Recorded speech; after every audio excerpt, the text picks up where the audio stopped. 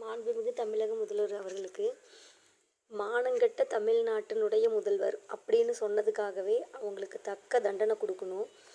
தமிழ்நாட்டிலேயே இத்தனை வருஷம் அவங்களுடைய ஆட்சி நடந்திருக்கு.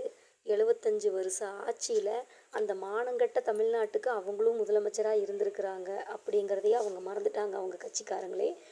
அதனால அவங்கள அரெஸ்ட் பண்ணது எங்களுக்கு ரொம்ப பெரிய சந்தோஷம். அத்தோடு அவங்களுக்கு இந்த 15 நாள் தண்டனை பத்தாது, இதை விட ஒரு பெரிய தண்டனை கொடுக்கணும். அத்தோட உங்களையும் நீங்கள் பாதுகாத்துக்கணும். எங்களுக்காக நீங்கள் கஷ்டப்படுறது எங்களுக்கு அவ்வளோ கஷ்டமாக இருக்குது. ஆனால் அதையும் தாண்டி உங்களை பாதுகாக்கக்கூடிய அத்தனை ஒரு இதுவும் எங்களுக்கும் இருக்குது. அதனால நீங்களும் ரொம்ப பாதுகாப்பாக இருக்கணும். இது உங்களுடைய பதவிக்கு நாங்கள் கொடுக்குற மரியாதை. ஆனால் எப்போவுமே எங்கள் மனசில் நீங்கள் எங்களுடைய அண்ணா தான். அதனால் இந்த வீடியோ யார் கண்ணுக்கு தட்டுப்பட்டாலும் சிஎம் மாண்புமிகு முதலமைச்சர் அவர்கள் கண்ணுக்கு தட்டுப்படும்படி லைக் பண்ணிவிடுங்க, ஷேர் பண்ணி விடுங்க. ஏன்னா நானும் அவருக்கு சப்போர்ட் பண்ணுறேன் அப்படிங்கிறது அவருக்கு தெரியணும் அப்படிங்கிறது என்னோடய ஆசை. ஏன்னா எனக்கு நாளைய தீர்ப்பிலேருந்தே விஜய் அண்ணாவை ரொம்ப பிடிக்கும்.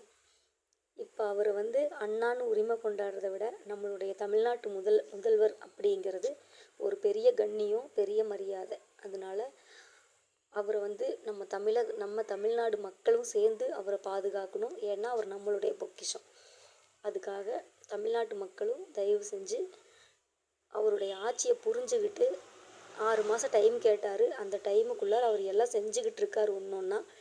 அதையும் நீங்கள் எல்லோரும் புரிஞ்சுக்கணும். புரிஞ்சுக்கிட்டு தயவு செஞ்சு சப்போர்ட் பண்ணுங்கள். நிறையா பேர் சப்போர்ட் பண்ணுறீங்க, இன்னும் சப்போர்ட் பண்ணுங்கள். கண்டிப்பாக நல்லதே நடக்கும்.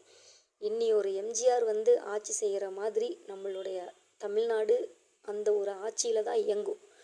அது நமக்கு முழுமையாக நம்ம நம்பணும். நம்பி அவரை நம்ம பாதுகாக்கணும். நமக்கு ஒரு நல்ல காலம் வந்திருக்கு. தயவு செஞ்சு ரோட்டில் படுத்துருக்கிறவங்களுக்காக நான் உங்கள்கிட்ட ஏற்கனவே ஒரு வீடியோவில் ரிக்வெஸ்ட் வச்சுருந்தேன்னா அதையும் நீங்கள் கண்டிப்பாக பார்க்கணும். உங்கள் ஆட்சியில் யாருமே ரோட்டில் இருக்கக்கூடாது. அது என்னுடைய மிகப்பெரிய ஒரு வேண்டுகோள்.